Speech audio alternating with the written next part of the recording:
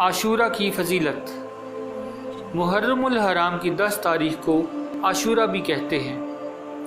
اللہ تعالیٰ نے اس دن 10 انبیاء کرام علیہ السلام کو 10 اعزازات سے نوازا۔ حضرت آدم علیہ السلام کی توبہ قبول ہوئی۔ حضرت ادریس علیہ السلام کو درجات عالیہ نصیب ہوئے۔ حضرت یونس علیہ السلام کو مچھلی کے پیٹ سے نجات ملی۔ حضرت نوح علیہ السلام کی کشتی جودی پہاڑ پر اتری۔